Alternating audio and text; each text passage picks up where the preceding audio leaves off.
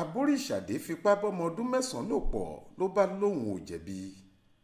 Bí ọkùnrin ẹni 30 ọdún kan tí wọ́n porúkọ ẹ̀ ní tún jẹ́ Aboriṣade yìí gbọ́n bí ifá, kódà kó mọ̀ bí ọ̀pẹ̀lẹ̀, yẹ̀kínì kan kò lè yẹ ẹ̀wọ̀n lórí rẹ̀ pẹ̀lú bí kò ṣe rí àgbàlagbà ẹgbẹ́ rẹ̀ bálòpọ̀ tó jẹ́ ọmọ ọdún 9 ló fipá kì mọ́lẹ̀ tó ń bá láṣepọ̀ bíi pé àgbàlagbà ni, tó sì tún hùwà ẹ̀gbin míì pẹ̀lú bó ṣe fẹnu lá ojú ara rẹ̀ bí ìgbà tájá bá ń lá omi.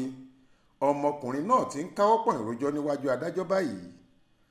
Aláròyé gbọ́ pé nínú ọgbà iléèwé girama tó jẹ́ tàwọn ọlọ́pàá tó wà nílùú Ìta Ògbólú níjọba ìbílẹ̀ Ìjú Ìta Ògbólú ni ìṣẹ̀lẹ̀ náà ti wáyé ní nǹkan bíi aago 10 àárọ̀ ọjọ́ 21 oṣù kejì ọdún yìí. Nígbà tí wọ́n gbé e dé kóòtù lọ́jọ́ 8 oṣù kejìlá yìí, agbèfọ́ba bíbí Ọlárewájú ní kàyéfì inú ìṣẹ̀lẹ̀ ọ̀hún ni bí afurasí ọ̀daràn náà ṣe ń fi ẹnu lá ẹ̀jẹ̀ tó ń jáde lójú ara ọmọdébìnrin náà lẹ́yìn tó ti fipá bá a lò pọ̀ tán.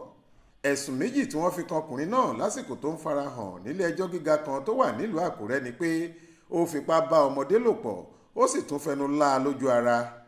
Àwọn ẹ̀sùn yìí ni wọ́n ló tako abala òfin 29 nínú ìwé òfin ìpínlẹ̀ Ondo ti ọdún 2007 èyí tó wà fún ẹ̀tọ́ àwọn ọmọdé. Ọlárewájú bẹ̀bẹ̀ pé kádájọ́ sún ìgbẹ́jọ́ náà síwájú kóun lè ráàyè kó àwọn tí yóò jẹ́rìí tako olùjẹ́jọ́ ọ̀hún wá sí kóòtù níwọ̀n ìgbà tó ti yarí kanlẹ̀ pé òun kò jẹ̀bi àwọn ẹ̀sùn tí wọ́n fi kàn án yìí. Agbẹjọ́rò fún Aboriṣade, amòfin Torúlọpẹ́ Adébíyì rọ adájọ́ láti ṣíjú àánú wo oníbàárà rẹ̀. Ó bẹ̀bẹ̀ pé kí wọ́n fún un ní bẹ́ẹ̀lì. Ó náwọn ti ṣetán fún ìgbẹ́jọ́ nígbàkigbà tí wọ́n bá ti fi sí.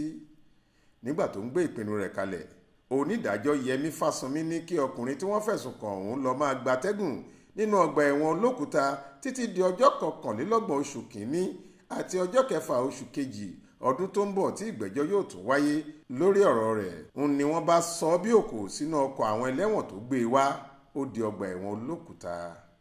Olúṣèyẹ Ìyádé ló ń jábọ̀ ròyìn fún iléeṣẹ́ tẹlifíṣàn Aláròyé online. Faith Adébọ́lá ló kà á sétí ìgbọ́ yín.